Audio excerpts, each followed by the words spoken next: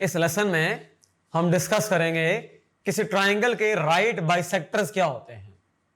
देखिए, राइट भी बाइसेक्टर भी ट्राइंगल के साइड्स के राइट बाइसेक्टर्स। क्योंकि किसी ट्राइंगल में 3 साइड्स होती हैं, लिहाजा उसके 3 राइट बाइसेक्टर्स होंगे। राइट बाइसेक्टर के बारे में हम जानते हैं कि कोई ऐसा लाइन सेगमेंट जिसको कोई लाइन 2 इक्वल पार्ट्स में 90 डिग्री के ऊपर डिवाइड कर दे, वो कहलाता है उसका राइट बाइसेक्टर। अब यहां पर ये है कि कोई ट्राइंगल है, फॉर एग्जांपल हमारे पास, उसकी 3 साइड्स हैं, तीनों साइड्स के मिड पॉइंट्स बनाए जाएं और वहां से 90 डिग्री से कोई लाइन सेगमेंट्स या लाइन पास करवा दी जाएं, तो वो जो तीनों होंगे वो राइट बाइसेक्टर्स होंगे।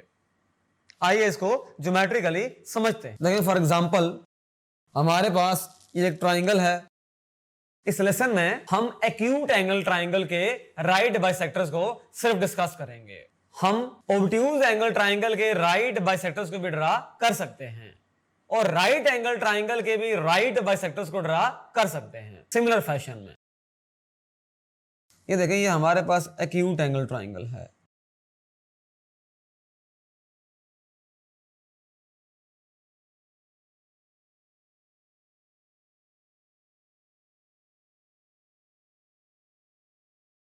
फॉर एग्जाम्पल ए, बी और सी है। अब इसका जो मिड पॉइंट लिया जाएगा, फॉर एग्जाम्पल इसका मिड पॉइंट लेते हैं पहले।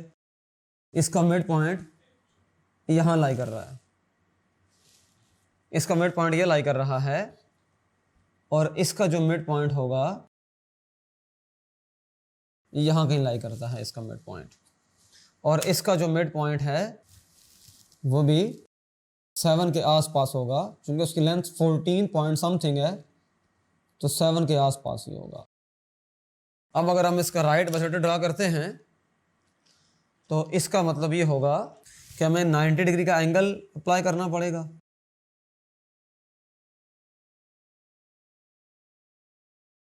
और यहां पर भी 90 डिग्री का ही एंगल होगा।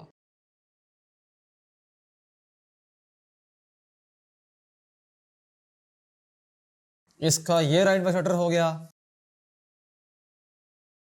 इसका इधर राइट बाइसेक्टर हो गया और इस वाले का इधर राइट बाइसेक्टर हो गया। हम सपोज करते हैं कि ए बी का जो ए के सामने जो मिड पॉइंट है वो डी है, बी के सामने ई है, उसके सामने एफ है, और ये लाइन जो है L1 है, ये लाइन L2 है, ये लाइन L3 है। ऑब्वियसली यहां पर जो एंगल बन रहा है 90 डिग्री है और इधर भी जो एंगल कायम हो रहा है वो 90 डिग्री है और यहां पर भी जो एंगल कायम हो रहा है वो 90 डिग्री है। ये ट्राइंगल थी हमारे पास, इसकी 3 साइड्स थी, ए बी, बी सी, सी ए। हमने इनके साइड्स के मिड पॉइंट्स लिए, डी, ई और एफ लिए, और हमने 90 डिग्री पे उन मिड पॉइंट्स में से लाइंस को पास करवा दिया, L1, L2 एंड L3। हमने अब जो नेक्स्ट थ्योरम प्रूफ करना है उसमें यही हमने राइट बाइसेक्टर्स को ड्रा करना है और हमने ये बात प्रूफ करनी है कि तीनों जो राइट बाइसेक्टर्स होंगे ये कंकरेंट होंगे। कंकरेंट का मतलब ये होता है कि एक पॉइंट से पास करेंगे। अब एक्यूट एंगल ट्राइंगल के अंदर ये खास बात है कि उसके जो राइट बाइसेक्टर्स होते हैं वो उनका जो पॉइंट ऑफ कॉन्करेंसी होता है वो ट्राइंगल के अंदर लाई करता है। लेकिन राइट एंगल ट्राइंगल और ऑब्ट्यूज एंगल ट्राइंगल के केस में ऐसा नहीं होता। ऑब्ट्यूज एंगल ट्राइंगल के अंदर जो तीनों राइट बाइसेक्टर्स हैं उनका जो पॉइंट ऑफ कॉन्करेंसी होगा वो आउटसाइड द ट्राइंगल होगा।